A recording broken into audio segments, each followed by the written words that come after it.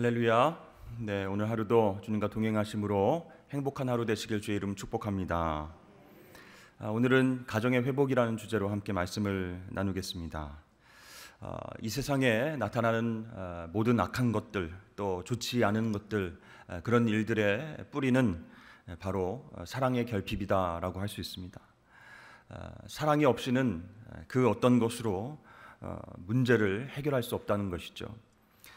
그래서 모든 문제의 해결은 사랑에 있다, 이렇게 감히 말을 할 수 있습니다.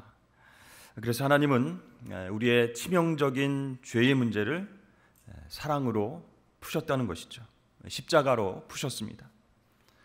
그러니까 그것을 보았을 때 우리 인생의 삶의 모든 문제들도 바로 사랑이 열쇠가 된다라는 것이죠. 그래서 오늘 본문 말씀을 통해서 정말 건강하고 아름답고 또 풍성한 가정의 삶을 위해서 무엇이 필요한가? 그것은 바로 사랑이다라고 할 수 있는 것입니다. 정말 다 알고 있는 것 같고 정말 혈육이기 때문에 무엇이든지 이해할 수 있을 것 같지만 사랑이 빠진다면 가정 안에서도 질서가 깨지게 되고 오해와 시기와 미움이 피어날 수 있기 때문입니다. 가정 안에서 우리가 지켜내야 할 사랑 여러 가지가 있습니다. 첫 번째는 부모의 사랑이다 할 수 있습니다. 이런 말이 있죠. 문제아는 없다. 다만 문제 부모가 있을 뿐이다. 굉장히 우리 부모들을 긴장시키는 그런 말입니다. 근데 여러분, 솔직히 말해서 이 부모의 사랑에 문제가 있을 때 자녀들이 아프게 된다. 자녀들이 문제가 생긴다라는 것이죠. 사실 여러분, 자녀들을 사랑하지 않는 부모는 아마 세상에 없을 것입니다.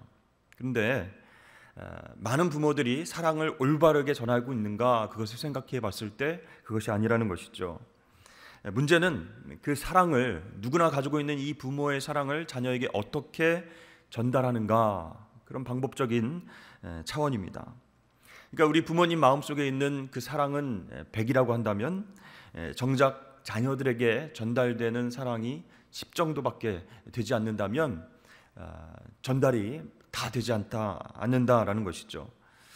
그러니까 여러분, 전달되지 않는 사랑은 소용이 없습니다. 전달되지 않는 사랑, 표현되지 않는 사랑은 능력이 없게 된다라는 것이죠. 사랑이라고 하는 것은 부뚜막에 소금과 같아서 아무리 소금이 가득 쌓여 있다 하더라도 넣지 않으면, 음식에 넣지 않으면 효과가 없습니다. 소용이 없습니다. 음식 맛을 낼 수 없는 것이죠. 그러니까 이 많은 부모님들의 사랑이, 자녀들의 향한 사랑이 굉장히 크지만 부뚜막에 소금과 같다. 있는다고 해서, 그 사랑이 있다고만 해서가 다가 아니고 표현해야 된다는 거예요. 소금을 넣어야 맛이 나듯이 우리 부모님들의 마음 가운데 있는 사랑을 표현해야, 자녀들에게 잘 전달해야 된다라는 것이죠. 자녀가 알 수 있도록, 느낄 수 있도록, 우리 부모님이 나를 정말 사랑하고 생각하시는구나. 그런데 마음은 있는데 표현이 안 돼서 오해하고 대화가 끊어지고 힘들어지고 서로 싸우게 되는 일들이 생기게 되는 것이죠. 그래서 사람들은 자녀가 부모의 사랑을 몰라준다, 모른다, 철이 없다, 이렇게 이야기하기도 합니다. 그런데 그것은 자녀들이 철이 없어서가 아니라는 것이죠. 자녀가 부모의 사랑을 느끼는 것은 자녀 책임이 아니라 부모 책임이다. 그 사랑이 올바르게 표현됐는가, 잘 전달됐는가 하는 것은 부모의 책임이다라는 것이죠. 이것은 우리 가정 안에 있는 모든 사랑의 원칙이 되지 않을까 생각을 합니다. 아내가 남편의 사랑을 모르는 것은 아내 책임이 아니라 뭐예요? 남편 책임이다.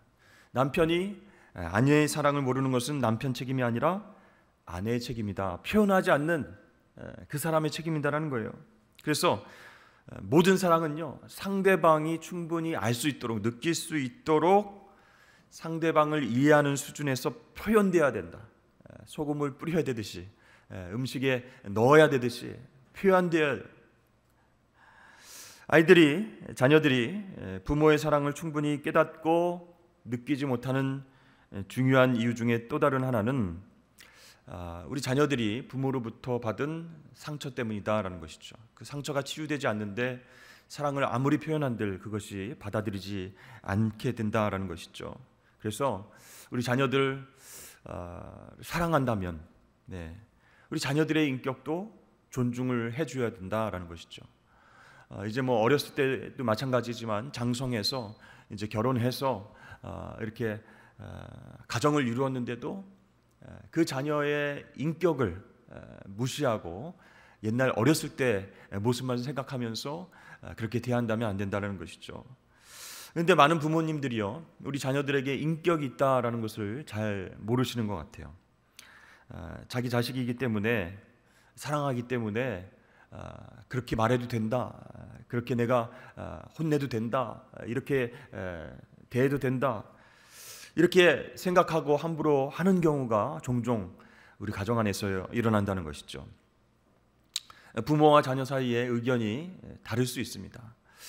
그래서 이렇게 얘기를 했는데 부모가, 자녀가 저는 그렇게 생각 안 하는데요 라고 얘기할 수 있죠. 말다툼 할 수 있어요. 그런데요, 대개의 경우 그렇게 의견 차이가 있을 때 부모가 누르려고 합니다. 그러니까 너 잘못된 생각이다, 너 그거 어디에서 배운 버릇이냐, 이렇게 하면서 자녀들을 일방적으로 누르려고 하는 그런 경향이 생기게 된다는 것이죠. 그래서 이제는 말로도 그렇게 막 함부로 하고요. 근데 이제 자녀들 입장에서는 그래, 부모님이 나를 생각하셔서 이렇게 얘기를 하시니까 최소한의 예의를 지키고 뭐 이렇게 조금 의견 충돌이 나더라도 자녀들은 그냥 이렇게 받아들이려고 하죠. 근데 이제 부모님 입장에서 보면 자녀들은 아직 멀었다, 덜 성장했다, 철이 안 들었다, 얘는 뭘 좀 더 깨달아야 돼 라는 생각 때문에 자녀에게 말을 하거나 행동할 때도 예의와 어떤 룰을 무시하고 자기의 감정을 쏟아부을 때가 많다라는 것이죠. 그렇게 되면 어떻게 될까요? 우리 자녀들 입장에서는 또 그러시네, 이렇게 되는 거죠. 또 감정적으로 얘기하시네, 지난번에 얘기했던 것 또 반복하시네, 이렇게 하면서 대화가 이렇게 이어지지 않는 것이죠. 그러면 이제 마음의 문도 닫고 또 입도 닫고 이렇게 침묵이 계속되어지는 상황이 이어지는 것입니다. 오늘 성경 말씀에 보니까 하나님께서는 자녀를 노엽게 하지 말라 이렇게 말씀하고 있습니다. 여러분, 이 말씀의 뜻이 무엇일까요? 자녀들 눈치를 잘 살펴라, 자녀가 좀 화를 내거나 짜증내면 바로 달려가서 잘 맞춰줘라, 이런 뜻일까요? 그게 아니고, 자녀들을 노엽게 하지 말라라고 하는 것은 우리 부모가 자녀들의 인격에 폭력을 가하지 말라, 그런 뜻이에요. 우리 자녀들이 다 인격이 있기 때문에 나름대로 생각하고 나름대로 판단하고 자기의 의견을 이야기할 수 있잖아요. 그런데 너는 아직 어려, 너는 아직 배워야 돼, 너는 예의 있게 행동해야 돼 하면서 인격적인 어떤 것을 무시하고 폭력적인 말과 행동을 한다면 그 사이가 정말 멀어지게 되겠죠. 대부분의 경우 부모와 자녀의 문제는 바로 여기에 있다라는 것이에요. 그러니까 사랑을 표현하지 못하는 것도 문제이지만 옳지 않은 감정을 자녀이기 때문에 함부로 다 쏟아내는 것, 그것도 잘못된 부분이다라는 것이요, 큰 문제가 생길 수 있는 것이죠. 여러분, 고린도전서 13장이 사랑장이라는 거 다 아시죠? 그 사랑을 이야기할 때 사랑의 여러 가지 속성들을 말씀하고 있는데요, 그 중에서 사랑은 무례히 행치 아니하고 라고 말씀합니다. 그러니까 인격적인 대우를 해줘야 된다는 거예요.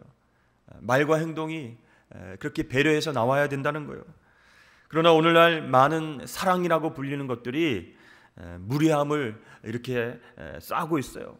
그래서 정말 감정적으로 이게 맞지 않다라고 생각하면 그 무례함이 터져 나오는 거예요. 그것으로 인해서 사랑을 주려고 했던 대상, 자녀들에게 또 남편과 아내에게 상처를 주게 된다라는 것이죠. 그래서 많은 자녀들이요, 그 부분에서 실망을 하는 거예요. 우리 부모님 왜 그러실까? 왜 감정적으로만 나한테 얘기를 하실까? 그냥 좋게 대화를 할 수 있는 부분에서도 왜 나만 보면 화를 내실까? 왜 내 모든 말과 행동은 만족하지 못하실까 하면서 상처를 받게 되는 거예요. 요즘 TV 프로그램에 굉장히 그런 이야기들이 많이 나와 있죠. 금쪽 상담소 이렇게 해가지고 자녀에 대한 이야기들을 굉장히 자극적으로 많이 다루고 있습니다만, 부모와 자녀의 평상시의 말과 행동을 이제 카메라가 관찰을 하게 되는 것이죠. 그래서 문제를 해결하는 모습을 이제 우리에게 보여줍니다. 근데 처음에 이제 시작할 때는요, 자녀들의 자극적인 말과 행동을 먼저 보여주는 거예요. 그러면 시청자들은 우리가 어떻게 생각해요? 야, 아이가 왜 저럴까? 자녀가 왜 저럴까? 하면서 여러 가지 상상을 하게 되는 것이죠. 저 가정은 뭐가 잘못됐을 거야. 저 가정은 뭐가 문제일 거야. 근데 이 아이의 행동을 보면 너무 충격적인 것이죠. 그런데요, 조금씩 그 시간이 지나면서 그 가정의 모습을 쭉 보여줍니다. 그러면 부부가 서로가 무례히 대하는 그런 모습들도 있고, 자녀들에게 감정적이고 즉흥적인 그런 모습으로 화를 낼 때, 또 이야기할 때가 많다라는 것이요. 그러니까 이 자녀들이 태어나면서부터, 자라면서부터 그 부모의 영향을 받게 되는 것이죠. 그래서 점점 말이나 행동이 폭력적으로 변하고 이상한 행동들을 하게 되는 것을 우리가 보게 되는 것입니다. 그러니까 여러분, 우리가 아무리 부모라고 할지라도 자녀들에게 어떤 예의를 지키는 것도 중요하다라는 것이죠. 그렇죠? 사랑은 무례히 행치 아니하는 것이다. 배려하는 것이다. 그렇죠? 예의가 있게 행동하는 것이다. 물론 잘못할 때 자녀들을 꾸짖을 수 있고, 경우에 따라서는 매를 들 수도 있고, 또 따끔하게 훈계할 수도 있습니다. 그것은 부모에게 주어진 고난이고 책임입니다. 그러나 그것을 남용해서는 안 된다라는 것이죠. 완전히 우리 자녀들을 인격을 무시하면서 네가 그래서 안 되는 거야. 네가 그것밖에 안 되는 거지. 네가 배운 것이 없어. 네가 뭐가 모자라서 그렇게 하는 것이지 하면서 정말 인격에 상처되는 말과 행동을 한다면 자녀들의 가슴에는 못이 박혀서 평생 가는 것이죠. 여러분, 그것은요, 부부 사이의 관계에서도 마찬가지입니다. 우리나라는 사실 남존여비 사상 이렇게 있어서 남편이 정말 가정 안에서는 대우받아야 되고 예의를 잘 차려야 되는 그런 부분이 있죠. 그런 나라라고 해도요, 이 모든 남편은 아내를 향한 예의를 갖춰야 된다라는 것이죠. 거꾸로 남편에게도 마찬가지입니다. 그러니까 오늘날 많은 부부들이 서로에 대한 무례함, 그것으로 인해서 많은 상처를 지니고 살아간다라는 거예요. 그래서 어떤 목사님은 이제 결혼식 주례할 때에 나이 차이가 나도, 연상 연하가 이렇게 있더라도 꼭 결혼한 이후에는 여보, 당신 이렇게 존칭을 해줌으로 인해서 서로를 높여줘라, 이렇게 주례를 하시는 것을 제가 들은 적이 있어요. 그러니까 부부들이 서로 사랑해서 만나고 결혼했기 때문에 모든 것을 다 이해한다 생각하고 그냥 막 솔직하게 감정적으로 그렇게 풀어낸다면, 무례함으로 모든 것들을 이야기하고 행동한다면 서로 상처를 가지고 살아가게 된다는 것이죠. 그것이 또 자녀에게 영향을 주고 가정 안에서 풀리지 않는 분노와 미움이 넘쳐나게 된다는 것입니다. 그래서 여러분, 우리가 정말 배려함을 가지고 자녀들을 노엽게 하지 않는 그런 지혜로운 마음이 필요하다는 것이죠. 건강하고 아름답고 또 풍성한 삶을 살기 위한 가정에 있어야 할 사랑, 두 번째는 부부의 사랑이다라고 할 수 있습니다. 부모의 사랑 받는 것만큼 더 중요한 부분들이 바로 이 부부의 사랑이다 할 수 있어요. 그러니까 가정 안에서 남편과 아내가 서로 사랑을 주고받는 것이 일상화되는 것이 얼마나 중요한가. 그래서 여러분, 이게 정말 중요하기 때문에 남편을 사랑하고 남편의 사랑받는 아내가 되기 위해서 서로가 서로를 연구하고 또 어떻게 하면 기쁘게 해줄 수 있을까 고민하고 노력하고 기도해야 된다는 것이에요. 그냥 쉬운 게 아니에요. 노력이 필요하다는 것이죠. 아내를 사랑하고 아내의 사랑받는 남편이 되기 위해서 마찬가지로 연구하고 노력하고 기도해야 됩니다. 부부의 사랑처럼 귀한 것은 없기 때문에 노력이 필요하다는 거예요. 그런데 하나님은요, 귀한 것을 모르는 사람들에게 귀한 것을 주시는 법이 없습니다. 마태복음 7장에 보면 거룩한 것을 개에게 주지 말라 그랬어요. 너희 진주를 돼지 앞에 던지지 말라 그렇게 말씀하셨어요. 그러니까 하나님은 좋은 것의 가치를 모르는 사람에게 좋은 것을 주시지 않는다. 거룩한 것, 값진 것을 주지 않는다. 그런 말씀이에요. 우리 하나님은요, 귀한 것을 싸구려로 주시는 법도 없고 값싸고 하찮은 것을 귀하게 얻게 하시는 법도 없으십니다. 물론 하나님은 가장 귀한 구원의 선물을 우리에게 값없이 주셨어요. 근데 여러분, 값없이 주셨다는 말씀은 싸구려로 주셨다 그런 얘기가 아니에요. 하나님은 우리의 구원을 금보다 귀한 믿음을 받으시고 주신 줄로 믿습니다. 하나님은 우리의 마음과 믿음을 정말 최고로 여기시기 때문이에요. 우리가요, 사업을 할 때, 또 직장에서 일을 열심히 할 때 밤잠을 안 자고 연구하고 노력하고 하나님 앞에도 기도하면서 정작 정말 중요한 가정 구성원의 사랑을 위해서는 연구하지 않고 노력하지 않고 기도하지 않는다면 어떻게 되겠습니까?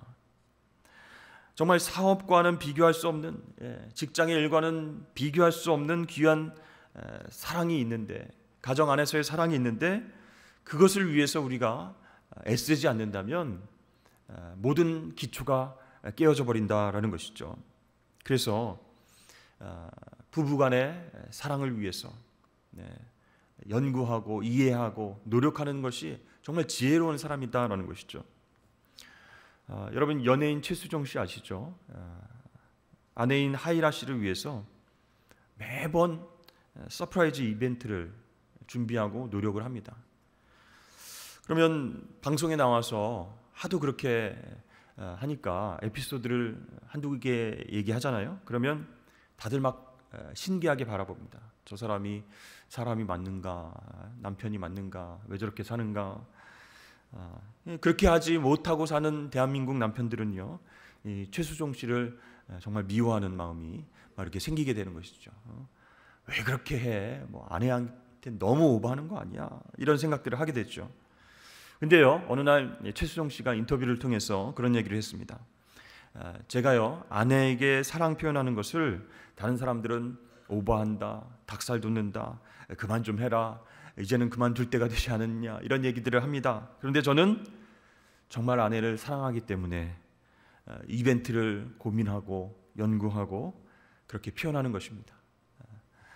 하지마, 이제는 됐어 라고 하지만 그렇게 연구하고 고민하고 이벤트를 하면서 자신의 사랑의 마음을 표현해 줬을 때 아내도 기뻐하면서 고마워한다라는 것이죠. 여러분, 어떻게 생각하십니까? 최수종 씨가 비정상이십니까? 네. 그렇게 하지 못하는 우리 남편들이 반성을 해야 될 줄로 믿습니다. 여러분, 아름답고 풍성한 가정, 그 안에 사랑이 꽃피기 위해서는 세 번째 사랑, 자녀의 부모에 대한 순종이 있어야 된다라는 것이죠. 오늘 1절과 2절 말씀에서 자녀들아, 주 안에서 너희 부모에게 순종하라, 내 아버지와 어머니를 공경하라, 이렇게 말씀하고 있습니다. 여러분, 혹시 이 부모님과의 관계가 깨어진 분이 계십니까? 그럼 반드시 해결해야 됩니다. 왜냐하면 만약에 그 부모님과의 관계가 깨어져 있다면 하나님께서 우리에게 주시고자 하는 그 복의 문이 닫혀져 있기 때문이라는 것이죠. 근데 사실 우리가 가만히 생각해 보면 어린 시절에 부모님에게 받았던 상처를 풀기 어려운 경우가 많이 있어요. 어렸을 때는 뭐 이게 말이 안 되죠. 말대꾸 할 수 없죠. 논리적으로 이제 따질 수 없죠. 그렇기 때문에 일방적으로 상처를 받을 수 있다는 것이에요. 근데 그것이 해결이 안 된 상태로 성인이 되면 굉장히 어렵습니다. 나중에 성인이 돼서도 부모님과의 관계가 이게 풀기가 어려운 거예요. 거꾸러집니다. 어렸을 때는요, 항의하지도 못하고 따질 수 없었어요. 그래서 이게 옛날 생각만 하면 더 그 상처가 쓰리고 아픈 거예요. 그러면서 원망을 쌓아놓고 살게 되는 것입니다.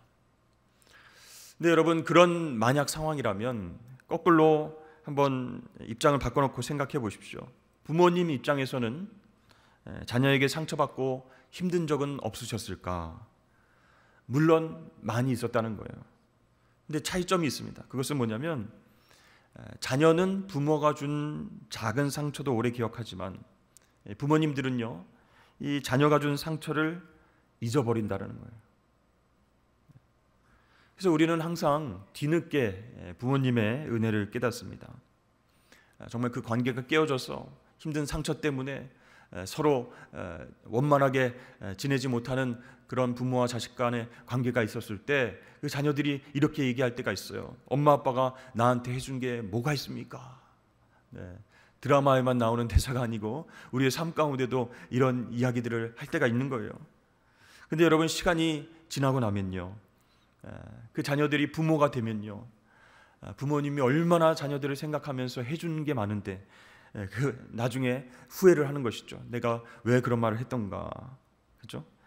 태어나서 갓난아이가 혼자 태어나자마자 기어다니면서 우유 찾아 먹고 대소변 가리고 그렇게 합니까? 우리 부모가 계속 품 안에서 케어하는 것이죠. 먹여주고 입혀주고 대소변 가려주고 말 가르쳐주고 사랑해주고, 우리가 알 수도 없는 그런 은혜와 사랑을 받으면서 살아왔는데 이제 조금 성장했다고, 조금 아쉽다고, 서운하다고, 엄마 아빠가 나한테 해준 게 뭐야, 이렇게 도리어 부모님의 마음에 못을 박는 그런 말을 할 때가 있는 것이에요. 근데 그 사람도, 그 자녀도 시간이 지나서 부모가 되면 뒤늦게 부모의 마음을 깨닫게 된다는 것이에요. 미우라 아야코의 소설 빙점이라고 하는 소설이 있습니다. 근데 마지막 부분에 보면 여자 주인공이 자살을 하려고 눈 덮인 산을 올라가게 되는 것이죠. 왜 자살을 하려고 하느냐? 자기가 첩의 딸이라는 사실을 알고 큰 상처를 받았기 때문이에요. 그래서 이 어머니에게 왜 나를 낳았냐 하면서 막 쏟아냅니다. 원망과 분노가 일어나서 더 이상 나는 살 소망이 없다, 이렇게 생각하고 이제 자살을 결심하는 거예요. 그래서 눈 덮인 산길을 올라가서 절벽 앞에 섰습니다. 그래서 죽기 직전에 문득 자기가 걸어온 그 발자국을 바라보게 됐어요. 근데 눈 위에 자기 발자국이 너무나 이렇게 삐뚤빼뚤 이렇게 되어 있는 것이에요.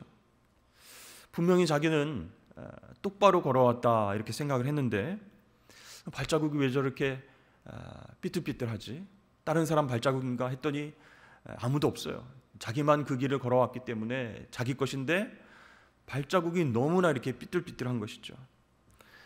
그것을 바라보다가 갑자기 어머니 생각이 난 거예요. 내가 똑바로 걸었다고 생각해도 이렇게 삐뚤삐뚤할 수 있구나. 어머니도 잘 살아보고 싶었고 그런 마음이 있었지만 마음대로 안 된 것이었구나. 그러면서 어머니를 용서하는 그런 장면이 나옵니다. 여러분, 하나님은요, 우리 자녀들이 부모에게 하는 것을 하나님께 하는 것으로 받으시고 복을 주십니다. 네가 이 땅에서 잘되고 장수하리라, 이런 복을 약속하셨어요. 그렇기 때문에 여러분, 부모님 모시는 일로 혹시 갈등하시는 분이 계시다면 부모님을 잘 모실 수 있으시길 바랍니다. 쉬운 일이 아니지만 하나님께서 그것을 보시는 거예요. 하나님께서 복을 주시는 것이에요. 우리 창세기 말씀에 보면 노아가 술에 취해서 하체를 드러내고 잠을 자고 있었습니다. 그것을 본 자녀들의 반응이 이제 사뭇 달라지게 됐죠. 셈과 야벳은 아버지의 허물을, 겉옷을 가지고 들어가서 뒷걸음쳐 들어가서 덮어드렸어요. 그런데 그 모습을 바라보면서 흉을 본 함은 저주를 받았습니다. 그래서 하나님께서는요, 우리가 부모님을 대하는 그 태도를 어떻게 보시냐? 하나님을 향한 태도로 받으신다라는 것이에요. 하나님께서 사랑으로 허락하신 그 가정 가운데에 부모님을 어떻게 생각하고 사랑으로 대하느냐, 그것을 하나님 중요하게 보신다는 것이에요. 근데 우리 자녀들 중에는 내가 정말 부모님을 잘못 만나서 이렇게 고생하면서 산다, 평생 원망하며 그렇게 사는 사람들이 있습니다. 여러분, 그런 잘못된 생각이 있다면 십자가에 못 박으십시오. 하나님께서 아버지가 되십니다. 독생자를 희생하시면서까지 나를 사랑하셨는데 육신의 부모님들의 그 허물을 우리가 못 덮겠습니까? 그래서 여러분, 부모님 사랑하는 것, 부모님 공경하는 것, 그것은요 우리의 노력과 의무이기 때문에 억지로 해야 되는 것, 그것이 아니라는 거예요. 오늘 말씀을 자세히 보십시오. 자녀들아, 주 안에서 너희 부모에게 순종하라, 이렇게 말씀하셨어요. 어떻게 해요? 주 안에서 부모님께 순종하라. 그러니까 내 힘과 내 의지로는 될 수 없는 거예요. 상처를 생각하면 부모님께 원망과 불평이 늘어날 수 있는 거예요. 그러나 주 안에서 너희 부모에게 순종하라. 주님 안에서 우리가 먼저 사랑을 경험할 때, 하나님 아버지의 은혜를 느낄 때 부모님에게 순종할 수 있다라는 것이죠. 사랑하는 여러분, 하나님께서 축복으로 주신 가정을 소중히 여기시는 저와 여러분 되시길 축복합니다. 자녀를 사랑하는 부모가 되십시오. 자녀에게 사랑을 많이 표현하는 그런 부모님이 되십시오. 마음에만 담아두지 말고요, 표현해야 됩니다. 부뚜막에 소금도 넣어야 짠맛이 나죠. 그리고 우리 자녀들을 동등한 인격체로 대해 주십시오. 다 본인들 생각이 있고요, 다 본인들의 어떤 계획이 있고요, 그런 우리 자녀들을 인격체로 대우해 주면서 서로 대화하면 마음이 정리될 수가 있습니다. 내 자식은 내가 합니다, 내가 알아서 할 겁니다, 목사님 잔소리하지 마십시오, 이렇게 하지 마시고 함부로 무례하게 그렇게 하는 일이 없어야 된다는 것이죠. 또한 여러분, 남편과 아내를 서로 사랑할 때에 연구하셔야 됩니다. 어떻게 하면 기쁘게 해줄까? 그렇다고 365일 이벤트 하라는 얘기가 아닙니다. 매일매일 케이크 사고 매일매일 풍선 들고, 그게 아니고, 어떻게 하면 감동을 줄까? 어떻게 하면 내 사랑을 표현할까? 연구하시라는 것이요. 그리고 또 마지막으로 부모님을 어떻게 해요? 주 안에서 순종하고 공경하실 수 있기를 바랍니다. 어렸을 때 받은 상처가 있을 수 있어요. 그게 아물지 않고 관계가 회복되지 않은 상태일 수 있어요. 그러나 하나님은 그럼에도 불구하고 주 안에서 순종하라 말씀하고 계세요. 부모님에게 행하는 것을 보시고 하나님이 복을 주시기 때문이다라는 것이요. 하나님이 직접 말씀하신 것이기 때문에, 약속을 지키시기 때문에 우리 부모님이 어떠하든지 간에, 외모가 또 교육이 또 재정 상태가 어떠하든지 간에 우리에겐 너무나 소중한 분들이세요. 그렇기 때문에 하나님께서는 부모에게 순종하는 모습, 부모에게 효도하는 모습을 보신다라는 것이죠. 자, 여러분, 이렇게 가정 안에서 지켜야 할 사랑의 많은 모습들이 있습니다. 중요한 것은 우리의 의지로는 잘 되지 않는다는 것이에요. 예수님의 사랑이 그 가정 안에 꼽히기 위해서는 주 안에서 말씀을 같이 보고 함께 풀리지 않은 문제 있을 때 손잡고 기도하고, 이렇게 주 안에서 하나님 앞에 나아갈 때에 하나님께서 그 가정에 사랑의 축복을 주실 줄로 믿습니다. 2023년 한 해 이제 출발했습니다. 연말이 되어서는 정말 올 한 해 우리 가정 가운데에 하나님 주시는 사랑과 축복이 넘쳤구나, 이렇게 감사의 기도를 올릴 수 있는 저와 여러분들의 가정 되시길 주의 이름 축복합니다.